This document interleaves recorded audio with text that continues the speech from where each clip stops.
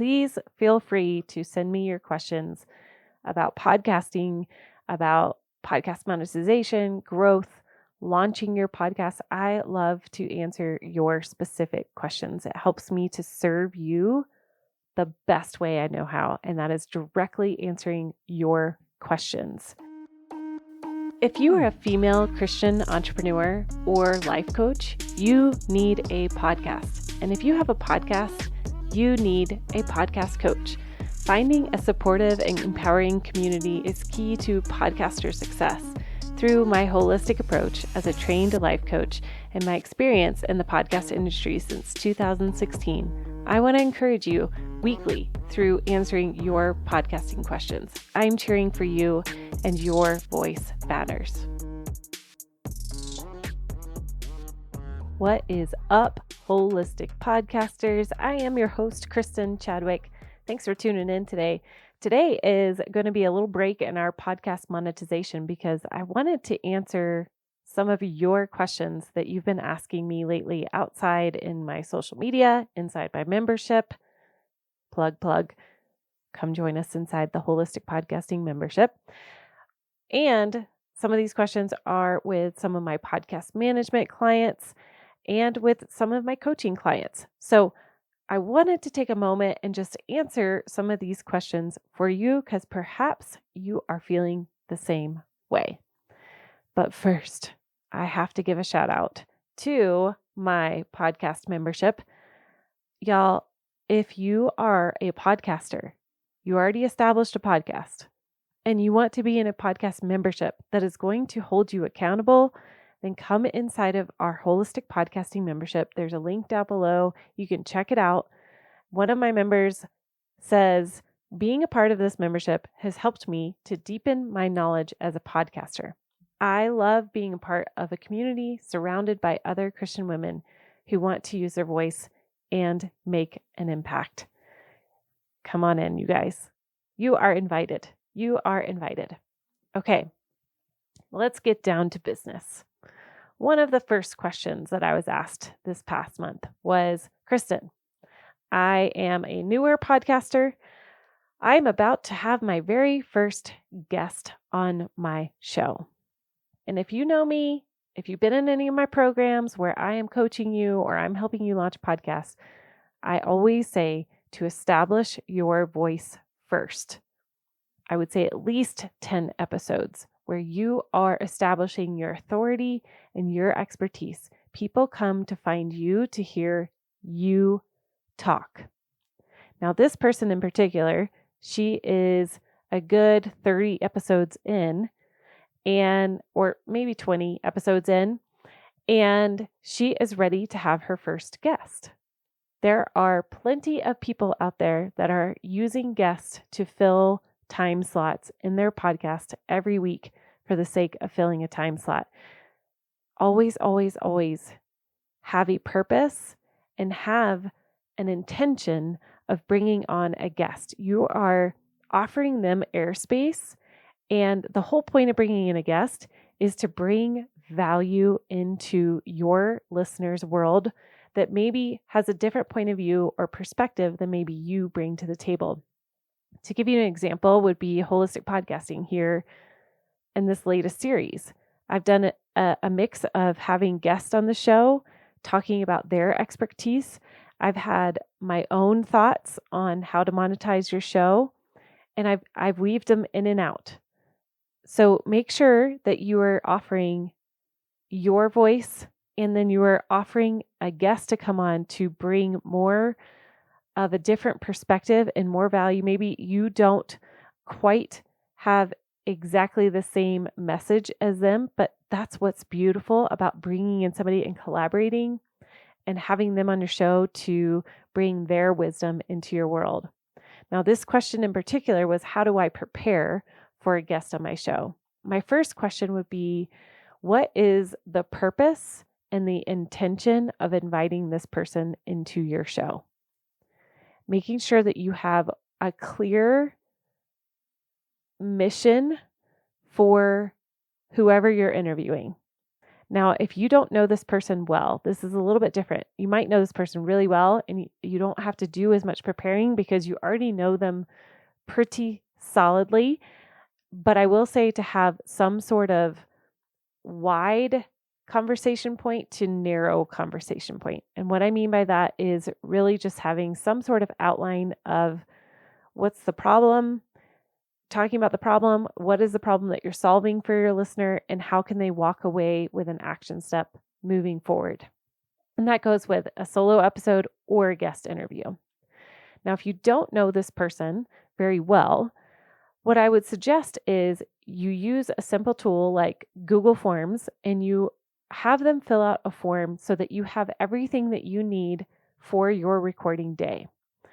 Their name, their bio, a photo of themselves.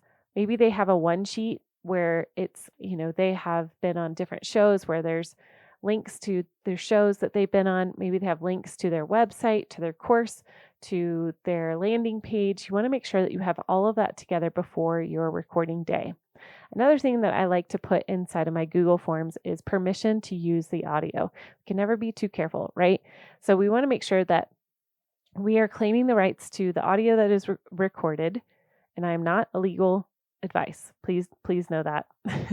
So just make sure you have that permission and you have permission to share it on social media. And if you want to, which I highly suggest, that you have an opportunity for them to say that they agree to promote the show, their recording, their interview onto their platform, whether it's social media, their podcast, their newsletter, whatever they feel like that they are in agreement with, that they know what your expectations are. And that goes for after post recording and during recording. Also, be sure to tell your guest, are you going to be using video? There are many times where I've been on an interview or I've had an interview and I have forgotten to say, hey, we're not going to be recording or, sharing this video. Just an FYI, you can wear your PJs. Or the other side of it is making sure if you are going to use the video that you tell them that. You don't want them to show up and not knowing that they weren't going to be on camera and they're in there with their pony and their sweatshirt with no makeup on, ready to go, and they didn't want to come across that way. So make sure that you are giving expectations for your guest on your show. And then making sure that you are communicating well on the time, zone, and the place that you are meeting at. There's been a few interviews that I have been on where we have mixed up time zones. There was not clarity there, or, sometimes Calendly, it gets confusing, or any kind of scheduling link is at their time zone, my time zone. I think nowadays they do a pretty good job of that, but just making sure that you're clear and you are, again, just expressing that expectation of what time you're meeting and where. Is it on Zoom, StreamYard, Ecamm? Just being clear of where that's at. I actually was just in a situation where there was no link. I didn't have a link to go do an interview. So just make sure that you get that to your guest as well. The second question came from a management client that has taken a hiatus for a little bit and is now coming back into the world of podcasting. The question was, how do I relaunch and come into a new season? And what we are walking through is walking through the process of really going back and seeing what did she do really well? How can we adjust her episode titles, her numbering of her episodes, and how can we move forward with a content plan? And so that's what I'm going to tell you. If you are one of these people who have had an episode or podcast in the past, maybe in the past 6 months, a year ago, and you have just been on hiatus, I encourage you to find a coach that can help you walk through this process. I want to set you up for success. And part of setting you up for success is having a goal, a plan, knowing your listener, knowing what you bring to the table, and making sure that you have some sort of structure, navigation system. That's what I was saying in my boot camp this year, or this past month, was we need a compass. We can't just press record because because sometimes if we press record without a plan, we get burnt out. And we want to make sure that we are consistent with what we're doing moving forward. And it could be consistently doing seasons where there's 12 episodes every season and then we take a break. And that's totally okay. But coming up with your plan, your goal, your purpose, knowing who you are serving and bringing value to, and what is your plan to align that with your business. So after a long hiatus, it is absolutely amazing to press record again with a plan. So make sure you find a podcast coach. I am happy to do that. I can recommend somebody who could help you do that if you and I are not a good fit, but I would pray that if you're listening to this, you are a good fit. So let me help you press record again. All right, third question I've received this month. What is my favorite podcasting AI tool that I have used so far? So there's a couple. One is I have really loved Capsho. Now here's a caveat. Capsho is an AI tool that will help you come up with short form and long form content based off of the audio of your show.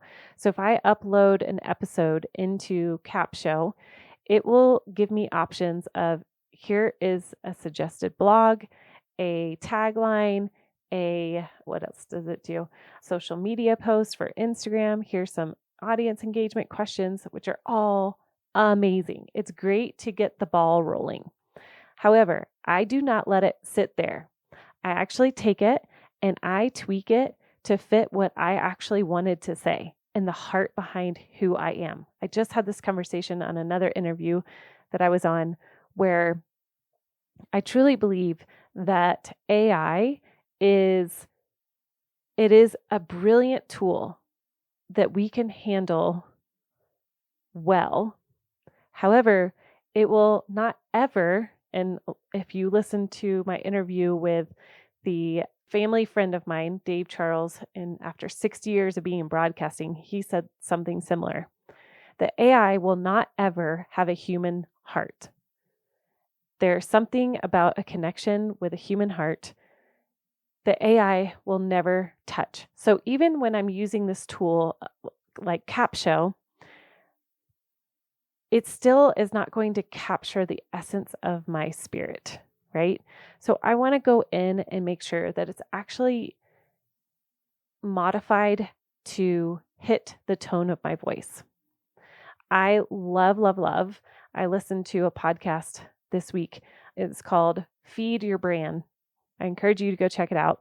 She talked about AI ad nauseum in one episode. Now, the whole topic was, is it worth it to use AI as far as time? And her answer was amazing because it talked about how, yes, if you are already doing what that tool needs. Now, what she meant by that is, say you aren't doing video yet and you use a video AI tool. It's going to cost you more time to do that because you're not already in that space and already well versed in that space. Not that it's a discouragement to do it, but just know it's not going to be a time saver. And I think that's the point here, is even though I'm using Capsho, I'm already going to be in that space of creating captions, creating a blog post, creating a newsletter, creating a YouTube description. This is just helping me fast forward the initial start of the process, but I'm still taking time to tweak it. There's no way in today's AI that I am going to copy and paste exactly what it shoots out the first time. There's going to be error. It's not going to be totally 100% accurate. So that right now is my favorite AI tool to use so far today, right? And this time in October 2023, who knows what I'll say next month or even a year from now. But Capsho is pretty fantastic. It helps get the ball rolling. All right, last question. Last question is, where do I find out more about my analytics? This is fun. So if you have Podcast Connect, which you should because you have submitted your show as an RSS feed into Apple, whether Actually, if you use Spotify for podcasters, you might have to do this manually because Spotify for podcasters is really interesting and they kind of hide your RSS feed. So once you have your RSS feed and you have an Apple ID, you can find out more about your analytics. And inside of Podcast Connect, you're going to be able to find how long people listen. And that's going to be really important because say you're doing an hour-long show and people are only listening to 15 minutes. What does that tell you? That you need to shorten your show. You need to keep the stories out or whatever tangents that we're going on, and we need to keep it right in line with what people are wanting. See where people are dropping off. Do you have ads in certain point of your show where people fast forward? That might be another indicator. It also will show you where exactly people are listening and how many people are listening versus downloads. There's so much that you can discover inside of Podcast Connect. I really encourage you to go check that out. As always, please feel free to send me your questions about podcasting, about podcast monetization, growth, launching your podcast. I love to answer your specific questions. It helps me to serve you the best way I know how, and that is directly answering your questions. And if you want personalized coaching, I encourage you to join that podcast membership. It really is such a blast. Not only inside of the podcast membership do you get access to me as your podcast coach, your podcast expert. I have been in this industry since 2016. I have seen some things and I have learned some things, and I want to help you be set up for success moving forward. And so that is why I created the podcast membership, is to help come alongside the podcasters out there that have put in their blood, sweat, and tears into creating this content, and they're hearing crickets, or they're feeling discouraged, or they're feeling burnt out or unmotivated. And I want to set you up for success.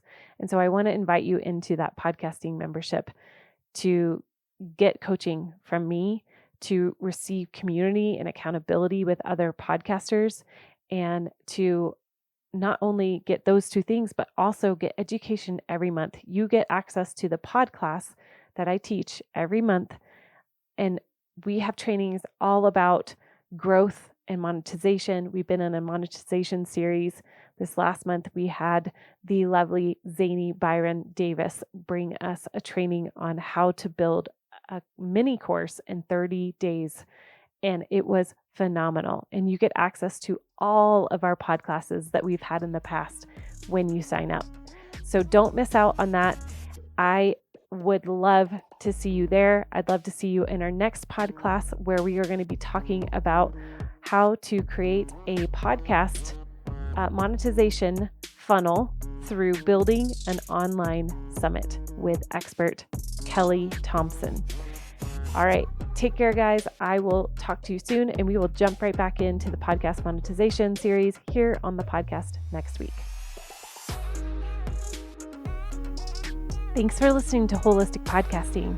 Hey, if you enjoyed the show, leave a review and tell me why you loved this particular episode. I would love to hear from you, friend.